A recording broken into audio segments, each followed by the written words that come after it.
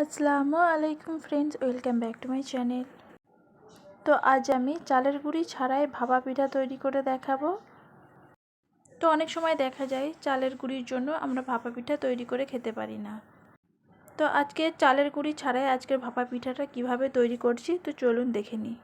তো প্রথমে আমি নিয়েছি একটা নারকেল। তো নারকেলটাকে একটু ভালো মতো করে কুড়িয়ে নিয়েছি আর দিয়ে দিলাম 1 বাটি মতো খেজুরের গুড়। আপনারা চিনি দিয়েও করতে পারেন অথবা যে কোনো গুড় দিয়ে তৈরি করে নিতে পারেন নারকেলের পুরটাকে। তো খেজুর গুড়ের সাথে খুব ভালো করে নারকেলটাকে মিশিয়ে নিচ্ছি আর গ্যাস চুলাটা মিডিয়াম রেখে দিয়েছি। তো এখানে গ্যাস চুলোর ফ্লেমটাকে হাই দিয়ে করবেন না, তাহলে দেখবেন খুব তাড়াতাড়ি ধরে যাচ্ছে গুড়টা। তো মিডিয়ামে রেখে এই পুরটাকে তৈরি করে নেব আর এটা অল্প সময়ের মধ্যেই নারকেলের পুরটা তৈরি হয়ে যাবে। এখানে দেখুন নাড়তে নাড়তে নারকেলটা খুব সুন্দরভাবে গুড়ের সাথে মিশে গিয়েছে, একটা দারুণ সুন্দর গন্ধ ছাড়ছে। তো এখানে নারকেলের পুরটা হয়ে গেছে, এবারে গ্যাস চুলা বন্ধ করে দেব। তো গ্যাস চুলা অন করে আবারও একটি কড়াই বসিয়ে দিলাম আর এখানে আমি নিয়েছি 1 গ্লাস পানি আর সাথে দিয়ে দিলাম অল্প পরিমাণে লবণ। আর এখানে আমি নেব 1 কাপ সুজি। আজ আমি সুজি দিয়ে ভাপা পুলি পিঠা তৈরি করে দেখাবো।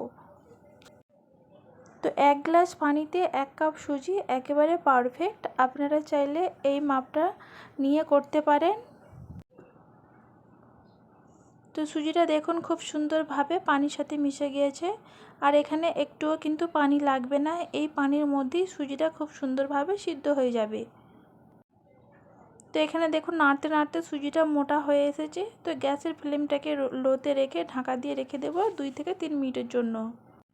তারপরে দেখুন ফিরে আসলাম। এখানে দেখুন সুজিটা খুব সুন্দরভাবে সিদ্ধ হয়ে গেছে আর খুব সুন্দর একটি ডো তৈরি হয়ে গেছে। এটা হালকা নরম আছে, তো এটা ঠান্ডা হয়ে যাওয়ার পরে একটু শক্ত হয়ে যাবে। এই পর্যায়ে আপনারা পানি অথবা সুজি কোনোটাই মেশানোর দরকার নেই, আপনারা মাপসহ এভাবে করতে পারেন। তবে একটু কম বেশি হয়ে গেলে কোনো অসুবিধা নেই, সুজি 1-2 চামচই আপনারা বেশি দিয়ে দিতে পারেন। তো এখানে দেখুন আমি সুজির ডোটা তুলে নিয়েছি একটা প্লেটের মধ্যে আর হালকা গরম অবস্থাতেই মেখে নেব।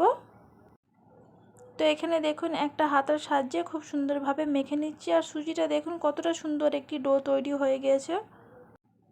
তো এখানে আমি আর কিছুই মিশাইনি, শুধুমাত্র সুজি দিয়েই সুন্দর ভাপা পিঠা তৈরি করে নিতে পারবেন যে কোনো সময়ের মধ্যে। তো এখানে আমি পিঠাগুলো কেটে নেব। তো ছোট ছোট আকারে বল আকারে কেটে নেব। আপনারা একটু ছোট করতে পারেন, আপনাদের পছন্দ মতো পিঠেগুলো আপনারা বানিয়ে নেবেন। তবে আমি একটু বড় সাইজের বানিয়ে নিয়েছি পিঠাগুলো, তো একটু বড় বড় করে বলের আকারগুলো কেটে নিচ্ছি। তো এবারে দেখুন হাতের তালুর মধ্যে একটা বল নিয়ে নিলাম, 2 হাত মিলে এভাবে ঘুরিয়ে নিয়ে একটা বল আকার তৈরি করে নেব। তারপরে হাতে শুকনো আটা বা ময়দা ছিটিয়ে নেবেন, তাহলে সুবিধা হবে একটু, যেহেতু এটা আমি সুজি দিয়ে বানাচ্ছি।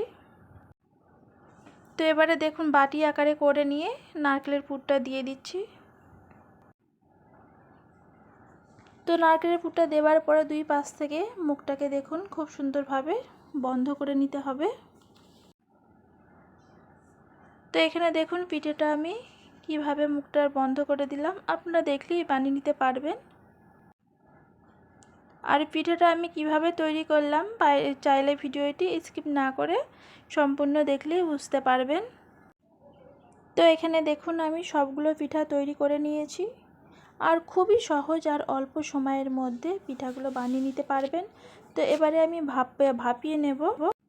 তো আগে থেকেই আমি পানি গরম বসিয়ে দিয়েছি গ্যাস চুলা অন করে আর পানিটা খুব সুন্দরভাবে গরম হয়ে গিয়েছে। তবে এই কাজটি হালকা ঠান্ডা অবস্থাতেই করবেন, না হলে কিন্তু হাতে ভাপ লেগে যেতে পারে। তো আমি ওপর থেকে দেখুন একটা ফয়েল পেপার দিয়ে দিলাম আর একটা কাঠির সাহায্যে দেখুন ফুটো ফুটো করে নিচ্ছি। তো আমার কাছে পিঠে ভাপানো পাত্র নেই, তো আমি এভাবে দেখুন পিঠেগুলো ভাপিয়ে নেব।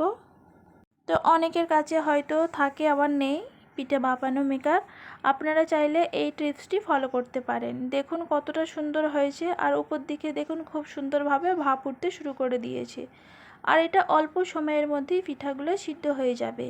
তো এখানে পিঠাগুলো আমি দিয়ে দিচ্ছি। তো পিঠাগুলো দিয়ে দেওয়ার পরে ঢাকা দিয়ে রেখে দেব 5 মিনিটের জন্য। তো মাঝে আমি একটু খুলে চেক করে নিচ্ছি। তো এখানে পিঠাগুলো প্রায় সিদ্ধ হয়ে এসেছে, আরও 1 মিনিট মতো ভাপ করে নেব।